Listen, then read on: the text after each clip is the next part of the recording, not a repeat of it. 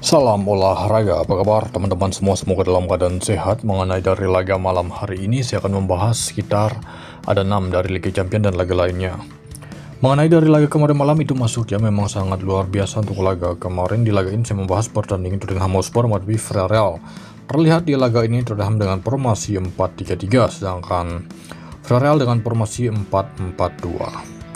Tuan rumah Tottenham di laga ini sekitar ada 6 pemain mereka mengalami cedera. Villarreal ada 4 pemain. Kalian bisa melihat, oke, ini dia.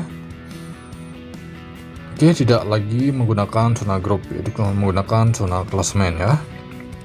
Ini laga pertama di Liga Champions. Jadi kesimpulan menurut versi saya sendiri, kemungkinan besar Tottenham dan Villarreal ini akan menciptakan lebih dari 2 gol, 3 gol bahkan bisa lebih di laga tuan rumah Tottenham menghadapi Villarreal. Berikutnya saya membahas pertandingan Real Madrid menghadapi Marseille.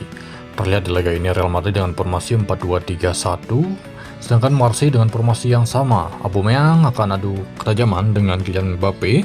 Terlihat di laga ini sekitar ada 3 pemain yang akan absen untuk tuan rumah Real Madrid, Mendy, Rudiger, dan Henrik. Sedangkan Marseille di laga ini ada 4 pemain mereka. Terlihat dari head-to-head pertemuan kedua tim sudah sempat bertemu pada tahun 2009, berakhir dengan kemenangan tim tamu Real Madrid dengan skor 3-1 ya. Dan ini laga kandang Real Madrid. Melihat forma kandang Real Madrid, mereka selalu mampu dalam mencetak gol ya. Begitu juga dengan Marseille, forma tandangnya dikatakan tidak begitu baik ya. Tapi saya mengira di laga ini Real Madrid masih berpotensi bisa meraih kemenangan, tetapi dengan selisih 1 gol, kemungkinan skor ini akan ada 3 gol bahkan bisa lebih. Selanjutnya saya membahas pertandingan tuan rumah Juventus menghadapi Borussia Dortmund. Terlihat di laga ini Juventus dengan formasi 3-4-2-1, sedangkan Dortmund dengan formasi 3-3-2-2 ya.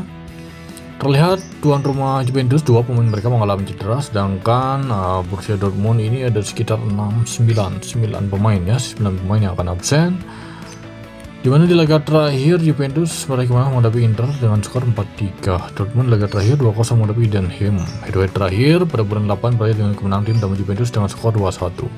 Malam hari ini saya mengira Juventus dan Dortmund akan mampu mencetak gol, skor mungkin akan lebih dari 3 gol. Oke, baik. Di laga ini saya membahas pertandingan Benfica menghadapi Qarabag. Benfica dengan formasi 4-4-2, sedangkan Qarabag dengan formasi 4-2-3-1.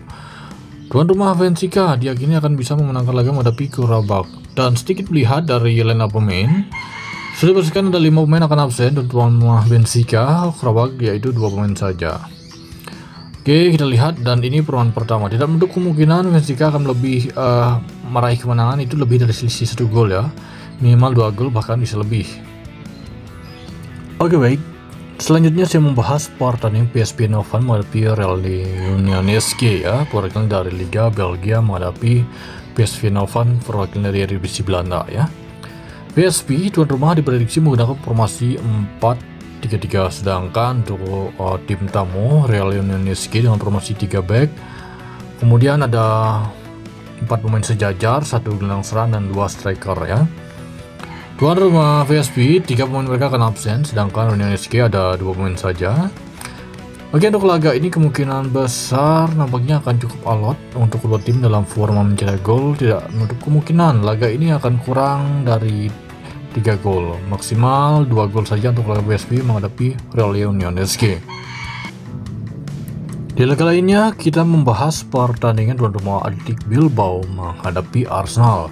Bilbao diprediksi akan menggunakan formasi 4-2-3-1, sedangkan Arsenal dengan formasi 4-3-3. Victor Gyökeres masih tetap menjadi starter di laga ini dibantu oleh Esa dan Madueke yang berada di lini sayap ya. Lini tengah itu masih dikuasai oleh Declan Rice ya, dan Merino dan kawan-kawan. Tuan rumah Bilbao ada 6 pemain mereka akan absen, sedangkan untuk Arsenal itu ada 4 ya, Kevat, Odegaard, Saka, White, dan Gabriel Jesus. Bisa jadi laga ini kurang dari 3 gol ya, kurang dari 3 gol ataupun tidak lebih dari 3 gol. Jika pun ada banyak gol, maksimal 3 gol saja, tidak lebih ya. Itu menurut versi saya sendiri untuk laga tuan rumah Bilbao menghadapi Arsenal.